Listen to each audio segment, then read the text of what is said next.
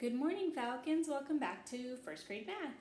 So we are going to be talking about time this week. So let's look at our learning goal this morning. We want to understand time can be measured by different types of clocks. We'll be successful if we can tell time to the hour using digital and analog clocks. Let's talk about what those words mean. So there's two different kinds of clocks that we've probably seen in the world, and maybe you just didn't know the names, but let's talk about them. So a clock like this, or like this, that just says the time in hours and in minutes. This is called a digital clock. And so this is a digital clock, and it will usually say AM or PM over on the side. And the parts of a digital clock,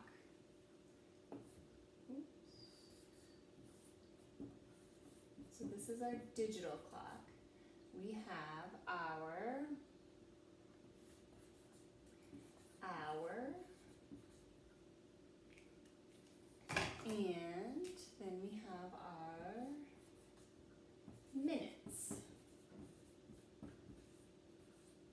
And then we have whether it's AM or PM.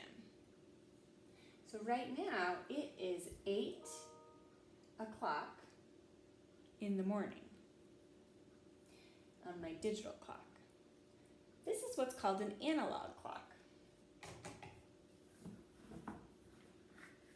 And here's a real life example of what an analog clock looks like. There we go. So analog clocks generally have two hands. The shorter one tells the hour, and then the longer hand tells the minutes. And then there's usually another hand on some clocks, but not all, that go a little quicker, and those are your seconds. There are 60 seconds in a minute, and 60 minutes in 1 hour, and 24 hours in 1 day, and 365 days in a year. That's kind of all determined by our sun and our rotation, and that's a whole nother science lesson that you'll learn about more in 3rd grade. Anyway, so this is called an analog clock. So today we're just focusing on telling time to the nearest hour.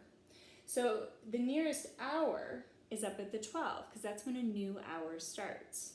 So right now this clock says 8 o'clock, and it actually has like 1 minute on it because the second hand keeps going. So whether it says it like this or like this, it's still measuring the same amount of time. So on our analog clock, and some of you could have a watch that's analog or digital. Some of you could have some of these hanging around your house, either digital or analog. But it's important to be able to tell time. That's how we know where we're supposed to be, right? So again, this is your minute hand, the red hand. These are our minutes.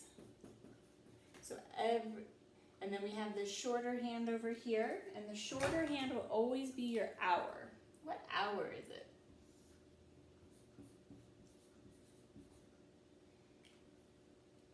There are 12 hours, and generally in 24 hours it goes around twice. Don't worry too much about that right now. But today we really want to be able to tell time to the nearest hour using a digital and an analog clock. So we know that it is the nearest hour when the long hand on an analog clock is facing up towards the 12. That means that it is that hour. So 8 o'clock, this one is in the morning. If it said PM, it would be in the evening. This one says 8 o'clock as well, because I know it's just that hour because it's up at the 12. And eventually, what would happen, and I'm going to make mine move. So if it were 8 o'clock, right? See my second hand turning? And every time it goes around once, the minute hand clicks 1 over, because there's 60 seconds in 1 minute. So every time that second hand goes around, this moves 1 little notch, right? And see how my hour hand starts to move a little bit, creeping towards that 9? That's right. That's because it's getting really close to 9 o'clock. Because it went all the way around. It went around an entire hour. So if it were to keep going and another hour passed, that means that second hand went around 60 times. See, it would creep up and then all of a sudden it would be 10 o'clock. Now Miss Whitaker is going to go over later in the week how to tell time to the half hour, and maybe your family could kind of tell you a little bit about these numbers. Each one of these numbers is 5 seconds, right? So I'll tell you just a little bit how we got that 60, because let's count by 5. So if I start here, which is 10 o'clock, 5, 10, 15, 20, 25, 30. 30 is half of 60. 35, 40, 45, 50, 55, 60. So those numbers on the outside of an analog clock help you to know the minutes within that 60 minutes. So we're not going to worry about that today though. So today you're going to go into Seesaw. You have an activity in Seesaw. That's just practicing telling time to the hour on an analog and on a digital clock.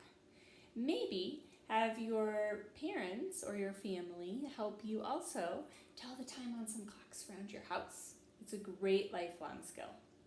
You always need to know what time it is. So I hope you have a wonderful Tuesday, Falcons, and we love and miss you, and we'll talk to you soon. I'll see you tomorrow. Bye.